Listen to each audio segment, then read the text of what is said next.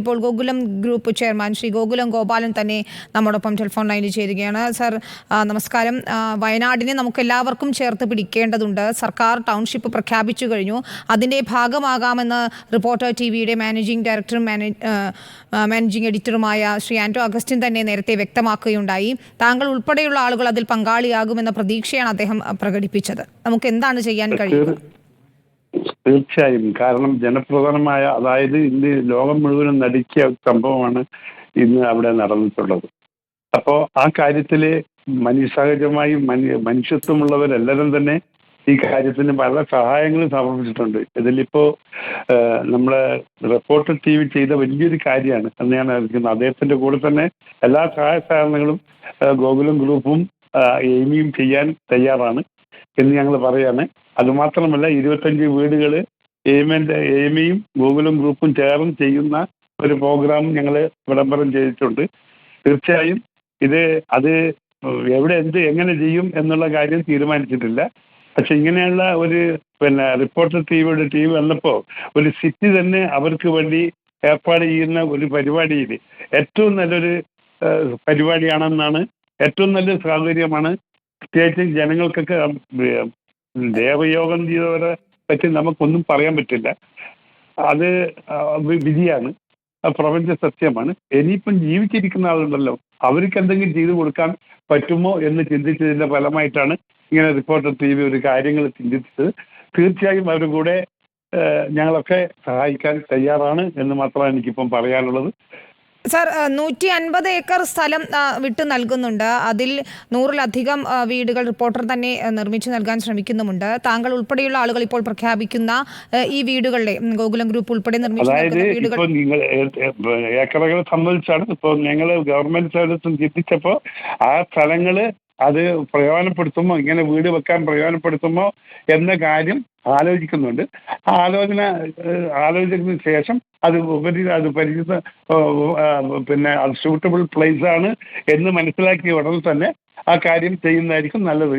തീർച്ചയായും ഗവൺമെന്റ് സപ്പോർട്ടോടുകൂടി ചെയ്യുന്നുണ്ടെങ്കിൽ അത് ഏറ്റവും നല്ലതായിട്ടാണ് എനിക്ക് തോന്നുന്നത്. തീർച്ചയായും താങ്കൾ അവിടുത്തെ ദൃശ്യങ്ങളൊക്കെ കണ്ടു കാണുമല്ലോ. ആ കുട്ടികൾ പഠിച്ചിരുന്ന സ്കൂൾ അപ്പാടെ ഇനി ഉപയോഗിക്കാൻ കഴിയില്ല. മുണ്ടക്കൈ ഗ്രാമമില്ലാതായിരിക്കും.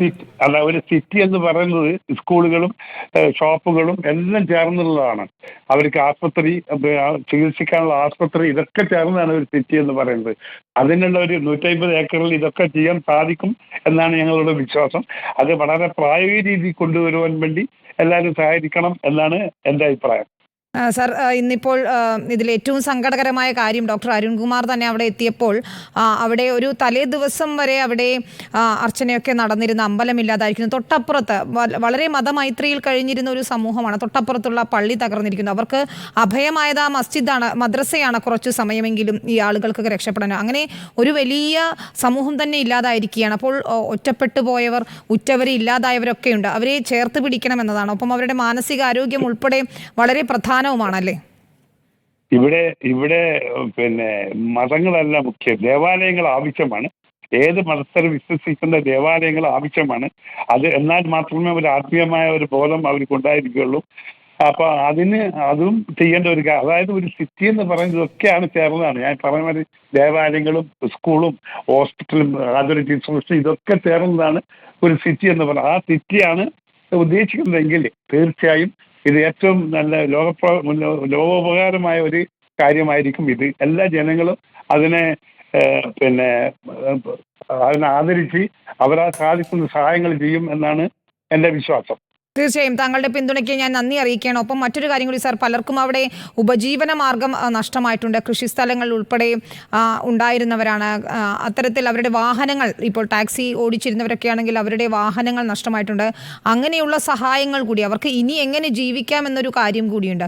അതിനുള്ള സഹായങ്ങൾ കൂടി വേണ്ടതുണ്ട് എന്ന് തോന്നുന്നില്ലേ? നിങ്ങളെ പേര് എനിക്കറിയില്ല സർ. എൻ്റെ പേര് വിനിത എന്നാണ്. വിനിത, ഇപ്പൊ ഇന്നത്തെ ഈ വല്ലാത്തൊരു അന്തരീക്ഷമാണ് ഇപ്പൊ അവിടെ ഉണ്ടായത്, സംജാതമായിട്ടുള്ളത്.